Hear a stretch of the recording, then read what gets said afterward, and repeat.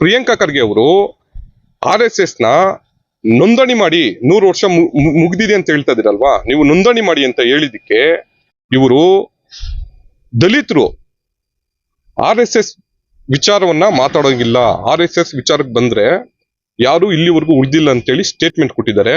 ನಾವು ಈ ದಿನ ಮಾಧ್ಯಮದ ಮುಖಾಂತರ ಇದನ್ನ ಖಂಡಿಸಿ ನಾವು ಪ್ರತಿಭಟನೆಯನ್ನ ಹಮ್ಮಿಕೊಳ್ತಾ ಇದೀವಿ.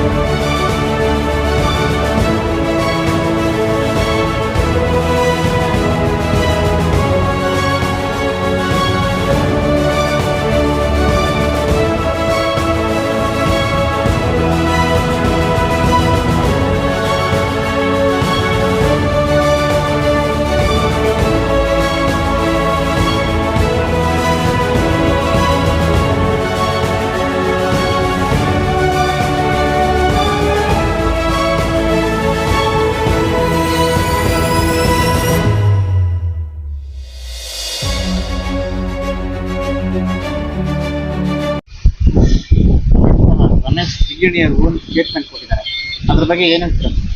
ನೋಡಿ, ಅಸ್ಪೃಶ್ಯತೆಗೆ ಜಾತಿ ವ್ಯವಸ್ಥೆ ಬೇರು, ಜಾತಿ ವ್ಯವಸ್ಥೆಗೆ ವರ್ಣಾಶ್ರಮ ನೀತಿ ಬೇರು, ವರ್ಣಾಶ್ರಮ ನೀತಿಗೆ ಬ್ರಾಹ್ಮಣವಾದಿ ಬೇರು, ಬ್ರಾಹ್ಮಣವಾದಿಗೆ ಸರ್ವಾಧಿಕಾರ ಮತ್ತೆ ರಾಜಕೀಯ ಅಧಿಕಾರನೇ ಬೇರು. ನೋಡಿ, ರಮೇಶ್ ಜಿಗಜಿಣಗಿ ಅವರು ಏನು ಹೇಳಿಕೆಯನ್ನು ಕೊಟ್ಟಿದ್ದಾರೆ, ಇದು RSS ವರ್ಸಸ್ ಸಂವಿಧಾನ, ಮನುಸ್ಮೃತಿ ವರ್ಸಸ್ ಸಂವಿಧಾನ. ನೋಡಿ, ಇದು ದಲಿತರಿಗೆ ಆಗಿರ್ತಕ್ಕಂತಹ ಬಹಳ ಅನ್ಯಾಯ. ರಮೇಶ್ ಜಿಗಜಿಣಗಿ ಅವರು ಸಂವಿಧಾನ ಪರ ಇಲ್ಲ, ಅವರು ದಲಿತರ ಪರವೂ ಇಲ್ಲ. ಈಗ ಪ್ರಿಯಾಂಕಾ ಖರ್ಗೆ ಅವರು RSS ನ ನೋಂದಣಿ ಮಾಡಿ 100 ವರ್ಷ ಮುಗ್ದಿದೆ ಅಂತ ಹೇಳ್ತಾ ಇದ್ದೀರಲ್ವಾ, ನೀವು ನೋಂದಣಿ ಮಾಡಿ ಅಂತ ಹೇಳಿದಕ್ಕೆ ಇವರು ದಲಿತರು RSS ವಿಚಾರವನ್ನ ಮಾತಾಡೋಂಗಿಲ್ಲ, RSS ವಿಚಾರಕ್ಕೆ ಬಂದ್ರೆ ಯಾರು ಇಲ್ಲಿವರೆಗೂ ಉಳಿದಿಲ್ಲ ಅಂತೇಳಿ ಸ್ಟೇಟ್ಮೆಂಟ್ ಕೊಟ್ಟಿದ್ದಾರೆ. ನಾವು ಈ ದಿನ ಮಾಧ್ಯಮದ ಮುಖಾಂತರ ಇದನ್ನ ಖಂಡಿಸಿ ನಾವು ಪ್ರತಿಭಟನೆಯನ್ನ ಹಮ್ಮಿಕೊಳ್ತಾ ಇದೀವಿ. ಈಗ ಜಿಗಜಿಣಗಿ ಅವರ ಉದ್ದೇಶ ಏನಂತಾರೆ, ಈಗ ಅವರು ಕೂಡ ದಲಿತರೆ, ಯಾಕೆ ಸ್ಟೇಟ್ಮೆಂಟ್ ಆಗೋದು ವಿರೋಧವಾಗಿ ನಿಮ್ಮ? ನೋಡಿ, ಅವರ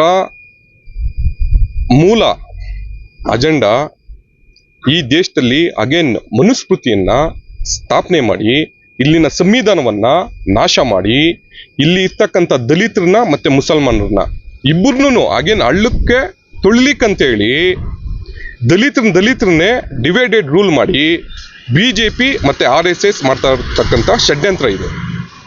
ಈಗ ಅವರು ಕೂಡ ಈಗ RSS ಉದ್ದೇಶ ಏನಿರ್ಬೋದು ಸರ್? ಈಗ ನೋಡಿ, RSS ಮೂಲ ಉದ್ದೇಶ ಬಂದು ಈ ದೇಶದಲ್ಲಿ ಮನುಸ್ಮೃತಿಯನ್ನ ಅಗೇನ್ ಈ ದೇಶದಲ್ಲಿ ಅಳವಡಿಕೆ ಮಾಡಿ ಮನುಸ್ಮೃತಿಯಂತೆ ಈ ದೇಶವನ್ನ ಆಳ್ವಿಕೆ ಮಾಡೋದು ಅವರ ಮೂಲ ಅಜೆಂಡಾ.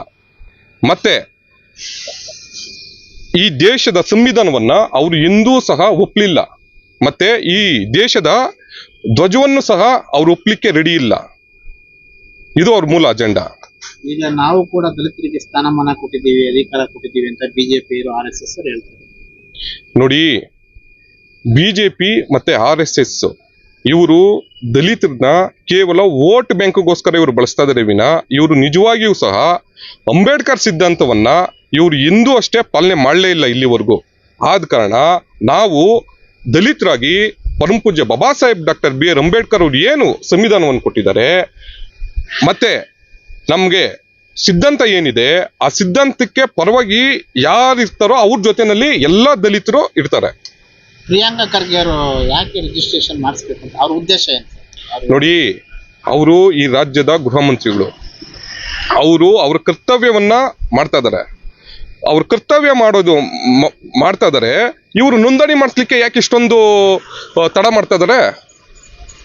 ಇವರ ಮೂಲ ಅಜೆಂಡಾ ಈ ದೇಶದ ದಲಿತರು ಈ ದೇಶವನ್ನ ಆಳ್ವಿಕೆ ಮಾಡಬಾರ್ದು, ಈ ದೇಶವನ್ನ ಮನುಸ್ಮೃತಿನೇ ಆಳ್ವಿಕೆ ಮಾಡ್ಬೇಕನ್ನೋದೇ ಅವರ ಬಿಜೆಪಿ ಮತ್ತೆ RSS ನ ಮೂಲ ಉದ್ದೇಶ. ಈಗ ನೀವು ಪ್ರಿಯಾಂಕಾ ಖರ್ಗೆ ಅವರಿಗೆ ಸ್ವಲ್ಪ ನೀವು ಸಪೋರ್ಟ್ ಮಾಡಿ ಅವರ ಪರ ದಲಿತ ಸಂಘಟನೆ ಹೊಂದಿದ್ದೀರಾ?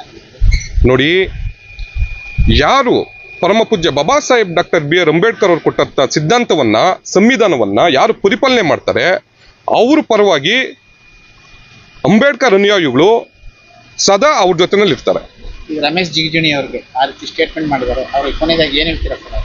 ನೋಡಿ, ರಮೇಶ್ ಜಿಣಗಿಣಿ ಅವರೇ, ನೀವು ಈಗಾಗಲೇ ಇದೇನು ಮೊದಲನೇ ಬಾರಿ ಅಲ್ಲ, ಇದಕ್ಕೆ ಮುಂಚೆನೂ ಸಹ ಒಬ್ಬ ನ್ಯಾಯಾಧೀಶ ಮಲ್ಲಿಕಾರ್ಜುನ್ ಪಾಟೀಲ್ ಅಂತೇಳಿ ಗಣರಾಜ್ಯೋತ್ಸವ ಮಾಡೋ ಸಂದರ್ಭದಲ್ಲಿ ಪರಮ ಪೂಜ್ಯರ ಫೋಟೋವನ್ನು ತೆಗೆಸಿ ಅವರು ಫ್ಲಾಗ್ ಹಾಸ್ಟೇಜ್ ಮಾಡಿದ್ರು.